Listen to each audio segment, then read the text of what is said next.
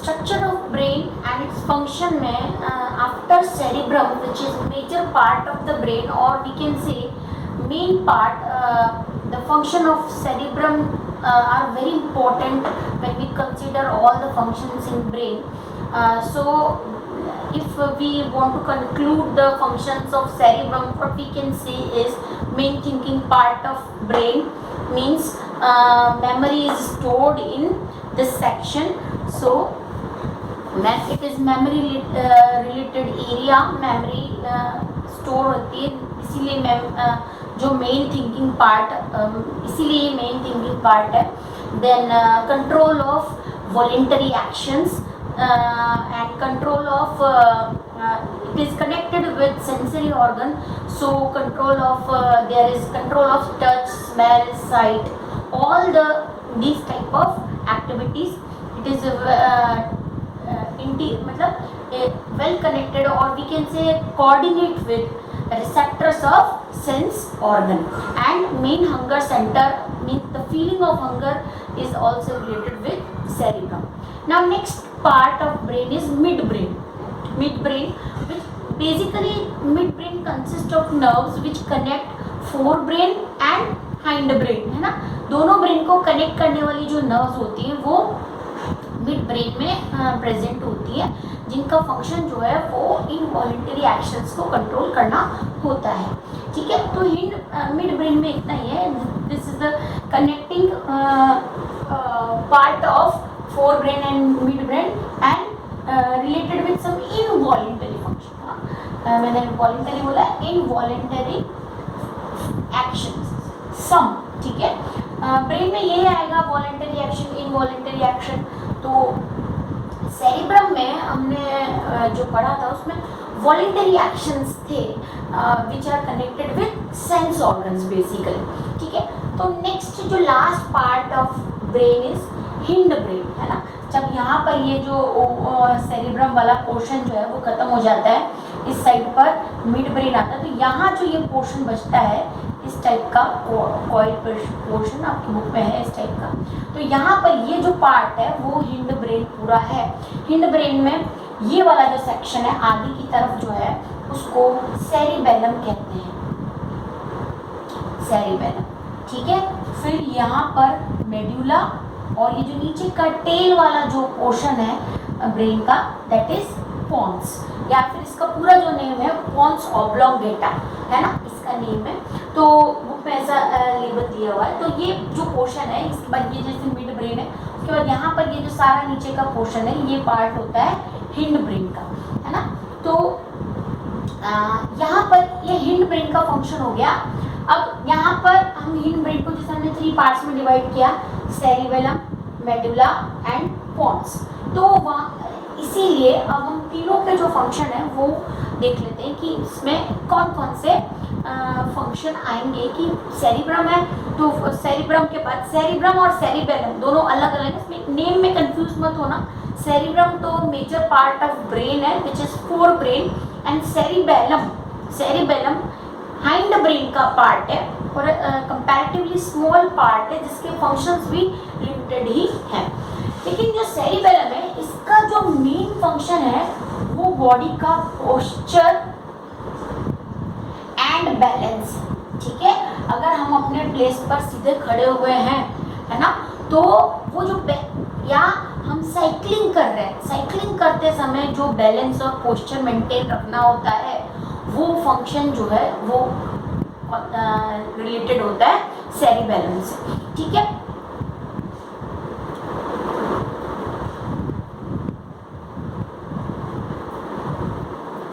so cerebellum is related with mainly posture and balance. First ये important इसका point है कि बॉडी का पोस्चर एंड बैलेंस जो है वो सेरिबेलम से कनेक्टेड होता है. अगर जैसे कोई पर्सन ड्रिंक करता है तो इसका मतलब क्या है, उसका जब पोस्चर और बैलेंस बिगड़ जाता है हाई ड्रिंकिंग से या ड्रंक हो वो, तो उस केस में किस ब्रेन के कौन से पार्ट पे इफेक्ट होता है, सेरिबेलम पे, जिसकी वजह से उसका पोस्चर और बॉडी का जो चलने का बैलेंस है वो बिगड़ता है. फिर हम ऐसे देखते हैं जो पर्सन को जब पैरालाइज्ड हो जाती है बॉडी, तो उसका जो पोस्चर है बॉडी का, और भी ब्रेन के दूसरे एरियाज भी इफेक्ट होते हैं, लेकिन सेरिबेलम जो है वहाँ पर इफेक्ट होता है बॉडी का पोस्चर और बैलेंस मेंटेन करने के लिए।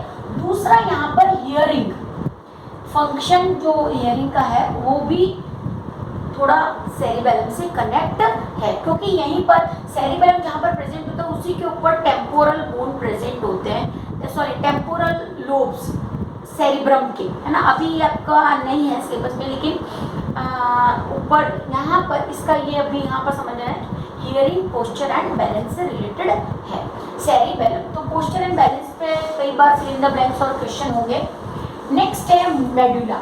मेन जो है इनवॉलेंटरी जितने भी कंट्रोल्स हैं वो मेडुला के पास होते हैं। जितने भी इनवॉलेंटरी एक्शंस हैं, जैसे हार्ट बीट है ना, वो आपके कंट्रोल में नहीं है। इंटेस्टाइनल मूवमेंट है, आपके कंट्रोल में नहीं है ना। बॉडी की जितने ऑर्गन्स में जितने जो मूवमेंट हो रहे हैं, है ना, जो हमारे किसी भी कंट्रोल में नहीं है, वो रिलेटेड होते हैं मेडुला से। स्पेशली इसमें हार्ट का मूवमेंट आ गया, ठीक है। और दूसरा जो आ गया वो है पेरिस्टालसिस, यानी आप इंटेस्टाइन का जो मूवमेंट है उसकी बात कर रहे हैं, है ना। फिर जो भी बॉडी के अंदर कॉन्ट्रैक्शन रिलैक्सेशन हो रहे हैं मसल के, वो इनवॉलेंटरी जो फंक्शन है वो मेडुला के फंक्शन एरिया में आते हैं, ठीक है। सो इनवॉलेंटरी एक्शन में और भी जैसे और भी इसमें एग्जांपल दिए हुए थे, तो ये एग्जांपल आप लिख लीजिए। ब्लड प्रेशर, ऑब्वियसली हम कह रहे हैं कि श्रिंकेज और जो रिलैक्सेशन आर्टरीज में कॉन्ट्रैक्शन रिलैक्सेशन होता है, उसमें जो क्रिएट होता है ब्लड प्रेशर, है ना, वो भी इसके कंट्रोल में हो गया। ये भी इनके कंट्रोल में। सलाइवेशन, ठीक है। अब सलाइवेशन कैसे कंट्रोल में नहीं है हमारे? ऑब्वियसली अगर आप किसी चीज़ को, अगर जो आपकी आपकी पसंद की चीज़ है उसको खाते हो, मतलब खाने की डिज़ायर भी रखते हो, तो आप नहीं चाहते कि नहीं नहीं मेरे मुंह में पानी नहीं आना चाहिए, तो ऐसा नहीं होता। It is not in your control, तो इट इज़ ऑटोमेटिक प्रोसेस है सलाइवेशन, वो भी एक इनवॉलेंटरी पार्ट है। तो कुछ एग्जाम्पल है, जैसे ब्लड प्रेशर है, सलाइवेशन है, वॉमिटिंग है, आपके कंट्रोल में नहीं। ज़बरदस्ती आप करना चाहते हो तो ठीक है, बाकी इंडाइजेशन से अगर क्रिएट हो जाता है बल्जिंग और वॉमिटिंग जैसा सेंसेशन, तो वॉमिटिंग हो ही जाएगा। तो these type of involuntary functions are part of medulla. Next है pons. It is the tail of brain. जहाँ से pons जो है थोड़ा सा ब्रॉड है और आगे जाके इसी pons वाले एरिया से स्पाइनल कॉर्ड निकला हुआ होता है, ठीक है। pons भी मेनली इनवॉलेंटरी फंक्शन से ही रिलेटेड है, लेकिन यहाँ पर एक इम्पॉर्टेंट इसमें है रेगुलेशन ऑफ रेस्पायरेशन, ठीक है। यहाँ पर ये एक पॉइंट आपको देखना पड़ेगा, रेस्पायरेशन मीन्स ब्रीदिंग कंट्रोल जो है वो कहीं ना कहीं पॉन्स से रिलेटेड है, ठीक है। तो ये जो मेन फंक्शन हो गया उस पर ज़्यादा फोकस करना है, अदरवाइज इतना कोई डिस्टिंग्विश नहीं कि नहीं ये फंक्शन ब्रेन का ये पार्ट कर रहा है, सेरिब्रम मेजर पार्ट है तो वो ही सारे फंक्शन कर रहा है। जनरली बस सेंस ऑर्गन से रिलेटेड फंक्शन उसके पास है, बाकी वॉलेंटरी और इनवॉलेंटरी, वॉलेंटरी जो है वो फंक्शन सारे सेरिब्रम के पास है वॉलेंटरी, और इनवॉलेंटरी तो मिड ब्रेन और हिंड ब्रेन में डिवाइडेड है, जिसमें भी मेन जो कंट्रोल है वो मेडुला का ही होता है, ठीक है। तो इम्पोर्टेंट क्या है इसमें? Cerebellum related with hearing, posture and balance, important. Medulla related with all involuntary action like heart beat, salivation, peristalsis यानी intestinal movement, internal movements, blood pressure related movements and salivation, vomiting, ठीक है। तो ये इसके medulla का portion हो गया। और फिर फंक्शन आता है पॉन्स का। Pons is basically related again with involuntary actions, जैसे हमने पूरा हाइंड ब्रेन जो है वो इनवॉलेंटरी एक्शन से ही रिलेट किया, तो इनवॉलेंटरी एक्शन में आ गया हाइंड ब्रेन, और लास्ट में पॉन्स जो आ गया वो होता है रेगुलेशन ऑफ रेस्पिरेशन। बुक में नहीं है, अगर आपको समझना है कुछ एक्स्ट्रा तो इसमें ये आपको हेल्प कर सकता है, ठीक है। एक बार इतना करने के बाद हम बुक में से भी रीड कर लेंगे। अगर बुक में कोई फिल इन द ब्लैंक्स में लाइन देखो, कोई भी लाइन छूट जाती है तो 1 मार्क के क्वेश्चन के लिए वो थोड़ा प्रॉब्लमेटिक हो जाता है, इसलिए वहाँ पर वो कवर करना इम्पोर्टेंट है कि बुक का लाइन टू लाइन हम देख लें कोई लाइन मिसिंग है या नहीं। बट अदरवाइज बुक में ऐसा कभी भी कोई पॉइंट वाइज या पैराग्राफ वाइज डिस्क्रिप्शन नहीं है, ठीक है। So this is all about the structure of brain and functions of brain. Mainly आपको फिल इन द ब्लैंक्स के लिए कोई पर्टिकुलर फंक्शन पूछे तो उसका आपको यहाँ पर पता होना चाहिए। एक और इम्पॉर्टेंट चीज़ है, सेरिबेलम है उसके पास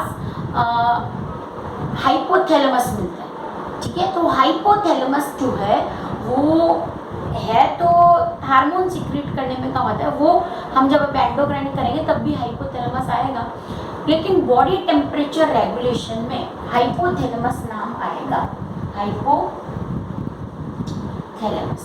ठीक है। तो ये बॉडी टेम्परेचर रेगुलेशन का काम करेगा, बॉडी टेम्परेचर रेगुलेशन। बहुत सारे फैक्टर्स अभी भी हैं बॉडी टेम्परेचर रेगुलेशन के लिए, लेकिन यहाँ पर जो हाइपोथैलेमस है ब्रेन के सेक्शन में वो बॉडी टेम्परेचर रेगुलेशन यानी कंट्रोल ऑफ बॉडी टेम्परेचर से रिलेटेड है। अगर कोई क्वेश्चन मिलता है तो आपको हाइपोथैलेमस आएगा, अदरवाइज हम एंडोक्राइन में हाइपोथैलेमस का मेन फंक्शन पढ़ेंगे कि वो क्या करता है, ठीक है।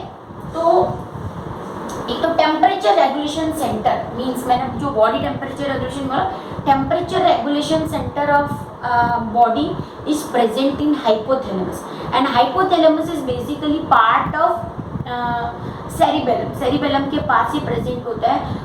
इसको मिड ब्रेन में भी रख सकते हैं, हाइंड ब्रेन में भी रख सकते हैं, मिड ब्रेन का पार्ट है तो हाइपोथैलेमस इसमें लिख सकते हैं, लेकिन फंक्शन इसका ज़्यादा इंपॉर्टेंट है, body temperature regulation centre of the body, ठीक है। So this is all about the brain which is part of central nervous system.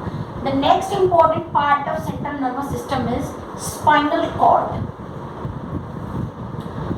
ठीक है। Spinal cord which is present in our backbone, और we can say just like skull और cranium जिसको हमने बोला तो उसके अंदर ब्रेन सेफ है हमारा, वैसे ही हमारी जो वर्टिबल कॉलम है उसके अंदर स्पाइनल कॉर्ड प्रेजेंट होती है throughout our dorsal portion from neck region to tail region, वहाँ तक स्पाइनल कॉर्ड प्रेजेंट होती है। और स्पाइनल कॉर्ड और ब्रेन से जो निकलने वाली नर्व्स हैं वो पूरी बॉडी में नर्वस सिस्टम फॉर्म करती है, ठीक है। अब स्पाइनल कॉर्ड के हम अगर फंक्शन देखते हैं तो स्पाइनल कॉर्ड के फंक्शन में उसका एक मेन फंक्शन आएगा रिफ्लेक्स एक्शन,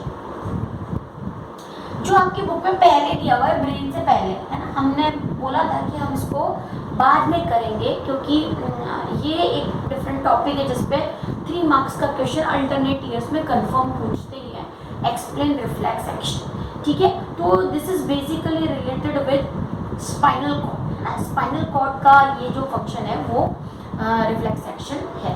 अब रिफ्लेक्स एक्शन क्या होता है? रिफ्लेक्स एक्शन भी एक टाइप के इनवॉलेंटरी एक्शंस ही है, यानी इनवॉलेंटरी फंक्शन है। तो इनवॉलेंटरी फंक्शन ब्रेन के भी है, तो स्पाइनल कॉर्ड के अलग डिफरेंट कैसे हुए? उसमें ये है कि कुछ ऐसे पर्टिकुलर फंक्शन होते हैं जो अननोइंगली, मतलब आपको नहीं पता और होते रहते हैं, इनवॉलेंटरी, आपकी विल में नहीं है वो, और आप मतलब करना भी नहीं चाहते और आपको पता भी नहीं चलता, ठीक है। उसके जैसे एग्जाम्पल देखो आप, ब्लिंकिंग ऑफ आईज, आपने कभी नोट नहीं किया होगा कि हम कितनी बार हमारी आईज को ब्लिंक करते हैं, है ना।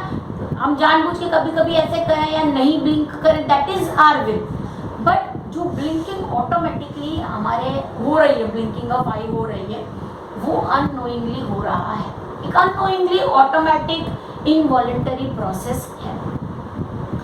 इसी की तरह यॉर्निंग, ये जबरदस्ती जब हम ले तो अलग बात है, बाकी कभी भी ऑनसेट ऑफ यॉर्निंग आपको आ जाता है, कभी हम उसको ऐसा रिप्रेजेंट करते हैं कि जब हमको आलस हो रहा हो या नींद हो रही हो तो हमको यॉर्निंग होता है, बट ऐसा नहीं है। कार्बन डाइऑक्साइड की कंसंट्रेशन आपको पता ही होगा, जब ज़्यादा हो जाती है अचानक तो यॉर्निंग होती है, बट आपने कभी नोट नहीं किया कि ये इनवॉलेंटरी प्रोसेस है और इसका ऑनसेट ऑफ एक्शन भी सडन होता है, मतलब हमको नहीं पता।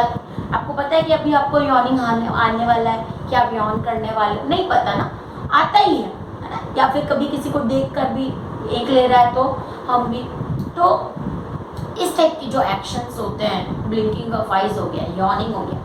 फिर उसके बाद कुछ सडन एक्शन होते हैं जिसमें ब्रेन के पास मैसेज जाने का टाइम नहीं होता, हमको कर लेना होता है, क्योंकि उसमें बॉडी डैमेज होने के चांसेस होते हैं। जैसे किसी भी हॉट प्लेट को आपने टच किया तो आप सोचते हो क्या मुझे हटाना है कि नहीं हटाना, हट जाता है, ऑटोमेटिक होता है ना। आप मतलब कोई भी बहुत शार्प चीज़ आपको पिंच हुई है तो आप ऑटोमेटिक वो प्रोसेस हो जाएगी, आपका हाथ हट जाएगा, आपने वहाँ पर सोचा कुछ नहीं है, ऑटोमेटिक हो गया।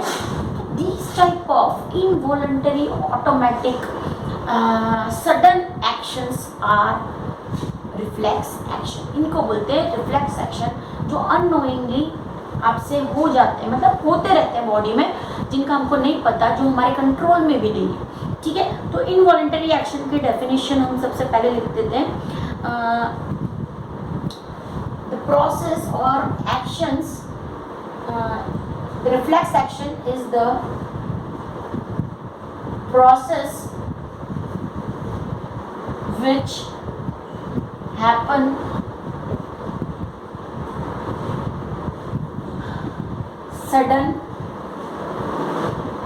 suddenly, automatic,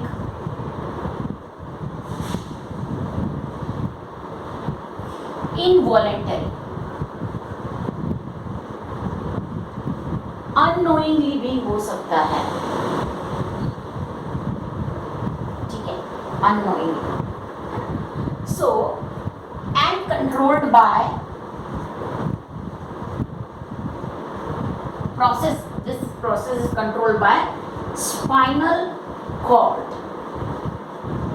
ठीक है, ये जो प्रोसेस है वो स्पाइनल कॉर्ड से कंट्रोल होता है, रिफ्लेक्स एक्शन। एग्जाम्पल बेस के important example, blinking of eyes,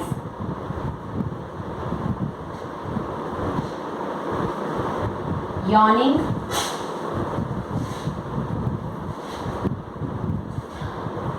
फिर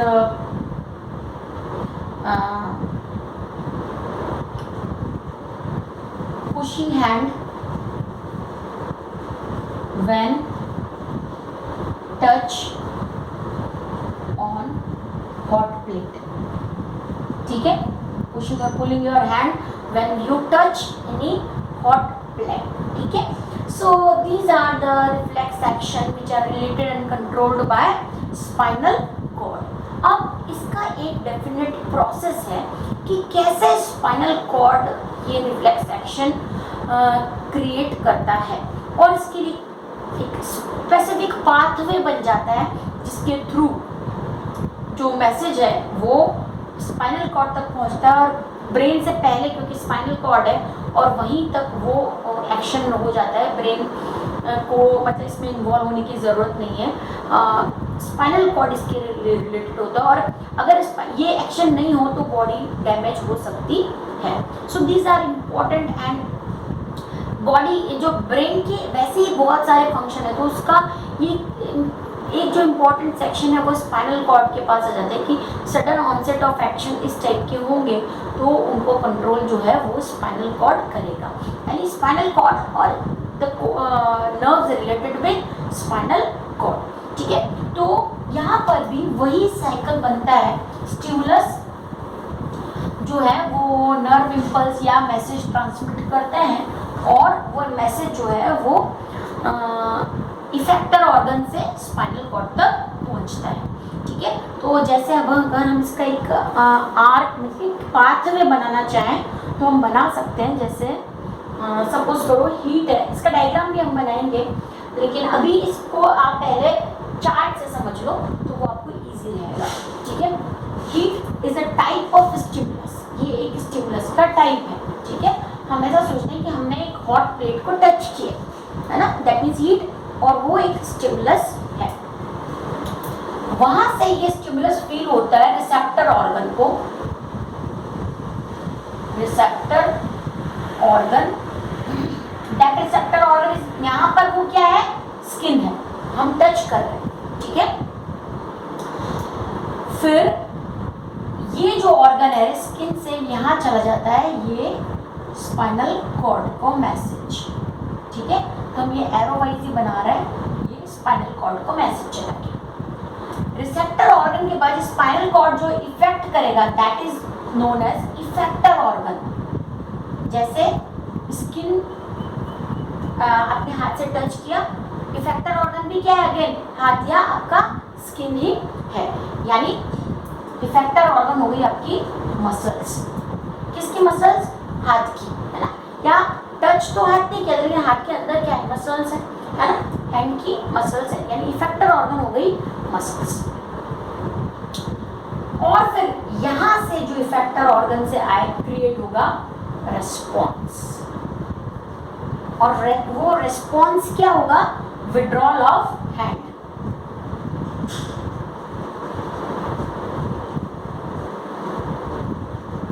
We will suddenly withdraw our hand from hot plate। तो ये जो पाथवे बना है ना, हीट, यहाँ पर ये स्टिमुलस था, मींस स्टिमुलस से लेकर रिस्पॉन्स तक, और ये रिस्पॉन्स किसका है, स्पाइनल कॉर्ड का है ना। तो ये जो पाथवे बना है इसको बोलते हैं रिफ्लेक्स आर्क, ठीक है।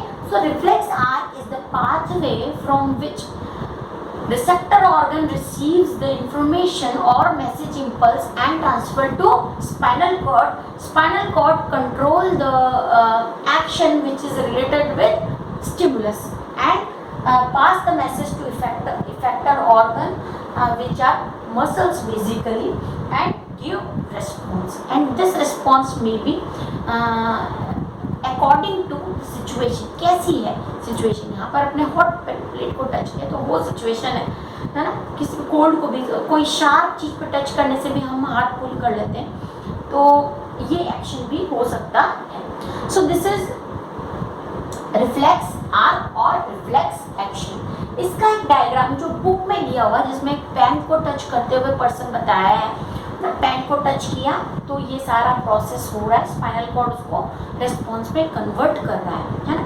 यहाँ पर ब्रेन तक जो है वो मैसेज नहीं जाता है, तो ब्रेन स्पाइनल कॉर्ड कंट्रोल कर लेता है। तो दोनों क्वेश्चन, जैसे अगर रिफ्लेक्स एक्शन पे शॉर्ट नोट आता है कि right note on reflex action, तो दोनों आपको लिखना इंपॉर्टेंट है, reflex action as well as reflex arc. Explain reflex arc आता है तो डायग्राम बनाना कंपलसरी है। सभी, अगर जब तक डायग्राम नॉट नीडेड नहीं लिखा हुआ हो, डायग्राम बनाना कंपलसरी है। ये फ्लो चार्ट मैंने आपको समझाने के लिए बनाया है, लेकिन अगर आप इतना बना के रहो, दो डायग्राम बनाओ तो मार्क्स नहीं मिलेंगे। इसको एक्सप्लेन करना पड़ेगा लैंग्वेज में, ठीक है। इसको लैंग्वेज में एक्सप्लेन करेंगे, डायग्राम बनाएंगे, उसके बाद पूरा रिफ्लेक्स सेक्शन में आपको 3 मार्क्स मिलेंगे। बुक में रिफ्लेक्स सेक्शन की डेफिनेशन नहीं दी हुई है, मैंने आपको लिखवाई है, और ये इस टाइप का कोई चार्ट भी एक्सप्लेन नहीं किया है, एग्जाम्पल भी नहीं दिया है, तो एग्जाम्पल भी आपको लिखने कंपलसरी है। ब्लिंकिंग ऑफ आइज है, यानिंग है ना, withdrawal of hand when touch hot plate, ये तो पूरा एक्सप्लेन ही इससे किया हुआ है, तो ये लिखने की ज़रूरत नहीं है। So this is all about spinal cord and its function which is known as reflex action. तो reflex action mainly spinal cord का फंक्शन है, जिसपे 3 मार्क्स का क्वेश्चन बहुत ज़्यादा इम्पॉर्टेंट है। पूरे चैप्टर में एंडोक्राइन ग्लैंड्स हैं या फिर ब्रेन के जो फंक्शंस हैं उन पे short question, fill in the blanks, true false, यही आता है। लेकिन जो अगर मेजर पार्ट पूछते हैं तो उसमें या तो एंडोक्राइन के बारे में जैसे आएगा तो नेम आएगा, या कोई एंडोक्राइन में कोई स्पेसिफिक है, जैसे पिट्यूटरी बहुत इंपॉर्टेंट है, पेनक्रियाज इंपॉर्टेंट है, या थायराइड है, कोई भी, मतलब एंडोक्राइन ग्लैंड सारी इंपॉर्टेंट है। किसी एक पे नोट बनता है तो पिट्यूटरी पे सबसे बड़ा बनता है 3 मार्क्स का, बाकी 2 मार्क्स के ही। लेकिन रिफ्लेक्स सेक्शन ऐसा क्वेश्चन है जो ब्रेन से ज़्यादा इंपॉर्टेंट है, ब्रेन नहीं पूछते, रिफ्लेक्स सेक्शन बहुत ज़्यादा पूछते हैं। तो इस पर भी आपको एक शॉर्ट नोट प्रिपेयर करना है। हम बुक में से भी देखेंगे, बुक में कितना दिया हुआ है आपकी, है ना। ये तो मैंने अपने नोट्स में से आपको एक्सप्लेन कर दिया, डेफिनेशन, चार्ट और रिफ्लेक्स आर्क, ठीक है। तो यहाँ पर आपको जो क्वेश्चन और नोट बनाने हैं वो एक तो ब्रेन के फंक्शन, अलग अलग पार्ट्स के फंक्शन का वो शॉर्ट क्वेश्चंस प्रिपेयर करने हैं, different function of parts of brain, and secondly spinal cord, function of spinal cord involuntary action है, लेकिन उसमें mainly reflex action. So this is all about for today, and let's next time we will discuss the reflex arc diagram which is given in book में जो diagram दिया हुआ है वो भी हम डिस्कस करेंगे। उससे रिलेटेड जो फिल इन द ब्लैंक्स या शॉर्ट क्वेश्चन पूछते हैं वो भी मैं आपको उसी डायग्राम में बताऊँगी।